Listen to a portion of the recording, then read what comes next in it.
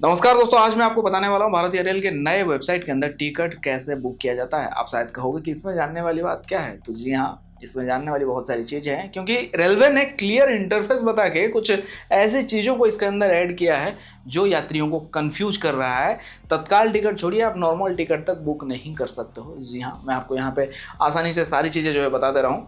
आपको उम्मीद करूंगा सारी चीज़ें मैं समझा पाऊंगा। सबसे पहले ये जो है इस वेबसाइट को जब नया वाला बनाया गया है, ये ऐप में आपको देखने को नहीं मिलेगा, ये ब्राउज़र, जी हाँ, वेबसाइट को बनाया गया है तो ब्राउज़र के अंदर आप इसको यूज कर सकते हो। इसके लिए आपको irctc.co.in पर जाना है।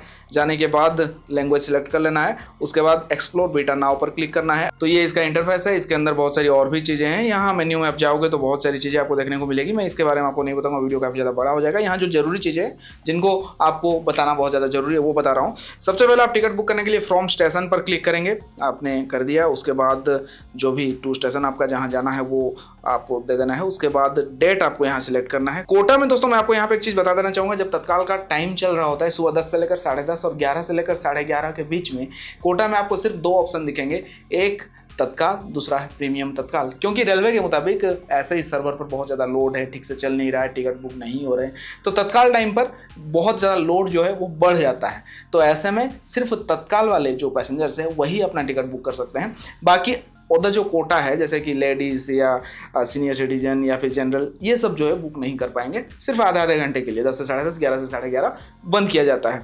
तो अभी तो सारे दिख रहे हैं यहाँ पे, तो आप अपना कोटा सिलेक्ट कर लीजिए। उसका सर्च ट्रेन्स करेंगे।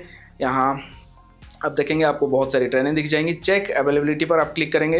अच्छा, यहाँ एक चीज़ मैंने आपसे कहा था पहले ही कि आपको सिर्फ एक दिन का सभी क्लासेस का दिखता है, लेकिन अगर आपको डेट बदलना है तो बहुत ज़्यादा मतलब पीछे जाकर आपको कैलेंडर वगैरह चेंज नहीं करना है। आप यहाँ देखेंगे ऊपर में लेफ़्ट राइट करेंगे ना, इस तरह से डेट आपको यहाँ दिख जाएगा। डेट अपना सिलेक्ट करिए, उसके बाद फिर से जो है आप अवेलेबिलिटी चेक करिए, आपको यहाँ दिख जाएगा। अब आपको बुक करेंगे तो बुक करने से पहले आपको लॉगिन कर लेना है। लॉगिन यहाँ जो है काफ़ी जल्दी हो जाता है, ये मैंने आपको पहले भी बताया था। मैंने लॉगिन कर दिया है। लॉगिन करने के बाद यहाँ एग्जिस्टिंग पैसेंजर है और ऐड न्यू है, यानी कि मास्टर लिस्ट में अगर आपने पहले से ऐड करके रखा हुआ है तो वो आपको एग्जिस्टिंग में मिलेंगे। ऐड न्यू का मतलब अभी आप उनका ऐड करोगे। तो एग्जिस्टिंग में मैं जाकर यहाँ पैसेंजर सिलेक्ट कर लेता हूँ। जितने सारे पैसेंजर्स आपके होंगे वो आपको यहाँ मिल जाएंगे। यहाँ एक और चीज़ आपको बताना चाहूँगा, गलती से अगर आपने किसी और पैसेंजर को ऐड कर दिया जिनको यात्रा नहीं करनी है, तो यहाँ देखेंगे छोटा सा एक रेड कलर का ऑप्शन दिख रहा है, शायद रिसाइकल बिन का है। तो इस पर आपको, हाँ यहाँ दिख रहा ना, ये इस पर आप क्लिक करके पैसेंजर को आप डिलीट कर सकते हैं। यहाँ फिर से मैं पैसेंजर ऐड कर दे रहा हूँ। उसके बाद ऑटो अपग्रेड है, अगर आप इसको सिलेक्ट करते हो तो आपका वेटिंग में रहने पर ये अपर क्लासेस में अपग्रेड हो सकता है। मतलब स्लीपर का आपने बुक किया है, अगर थर्ड एसी वगैरह में या सेकंड एसी में कहीं सीट खाली है तो वहाँ भी चार्ट बनने पर आपका टिकट कंफर्म हो सकता है। उसके बाद है book only if confirm berths are allotted, यानी कि मेरा टिकट तभी बुक होगा अगर सीटें मेरा कंफर्म मुझे मिलेगा तो, वरना नहीं होगा। हालांकि ये करने से आपका पैसे कट जाएंगे खाते से, पैसे बाद में आपको मिल जाएंगे पर आपका टिकट बुक नहीं होगा। ठीक है, अब यहाँ देखिए रिजर्वेशन चॉइस जो है इसको आप ले सकते हैं, मतलब कम से कम एक लोअर बर्थ मुझे चाहिए, ज़रूरी है, ये आप सिलेक्ट कर सकते हो। मैं यहाँ नो चॉइस करता हूँ। कोई स्पेसिफिक कोच में अगर आपको, जैसे कि एसी का है B1 B2 या फिर A1 A2, मुझे सिर्फ इसी में ही चाहिए, या स्लीपर में तो S1 S2, किसी एक कोच में अगर आपको चाहिए, आपके साथ में और लोग यात्रा कर रहे हैं, उनका टिकट पहले से उस पर कन्फर्म है, तो ये आप ऑप्शन दे सकते हो। जरूरी नहीं देने का मतलब मिल जाएगा, लेकिन आप दे सकते हो। इसके बाद दोस्तों यहाँ पे थ्रू भीम UPI को ही आप सिलेक्ट करेंगे तो इससे फास्ट पेमेंट भी होता है। और दूसरा चीज़, यहाँ आपका चार्जेस जो है आप देखिए 20+ GST यहाँ लग रहा, और ऊपर वाले में 30+ GST, यानी कि 10 रुपये और उसका GST भी लग रहा है, तो इसी को। अच्छा, यहाँ मैंने आपसे कहा था कि रेलवे ने क्लियर इंटरफेस बता के यहाँ कंफ्यूज किया है। तो देखिए कैलकुलेट फेयर वाला ये जो ऑप्शन देने का कुछ मतलब मुझे समझ में नहीं आ रहा है।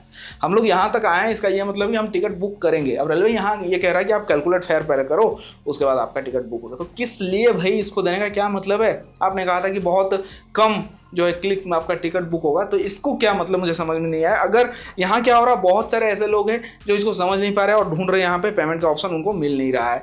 तो इसके लिए आपको कैलकुलेट फेयर का यहाँ जो है क्लिक करना पड़ेगा। इस तरह लॉग आउट भी हो सकता है क्योंकि अभी बीटा टेस्टिंग इसका चल रहा है। खैर कोई नहीं, मैं फिर से लॉगिन कर लेता हूँ।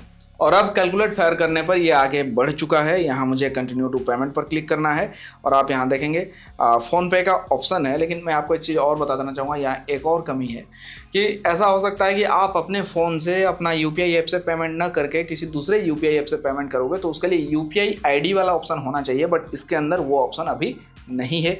हो सकता है आने वाले दिनों में ये आपको इसके अंदर मिल जाए। तो मैंने यहाँ पे सिलेक्ट कर लिया, पे एंड बुक पर मैं क्लिक करूँगा और अब ये जो है यहाँ देख रहे हैं, यहाँ किसी भी ऐप को सिलेक्ट करके आप यहाँ से पेमेंट कर सकते हैं। देखिए सबसे बड़ी कमी की अगर हम बात करें तो यहाँ पे 3 चीज़ें हैं, एक हाई लोड, दूसरा क्लाइंट आईपी। तत्काल टाइम पर ये दोनों प्रॉब्लम्स आ रहे हैं और साथ ही ये कैलकुलेट फेयर वाला ऑप्शन जो है इसके अंदर कोई इसका काम नहीं है, ज़बरदस्ती इसमें दिया गया है।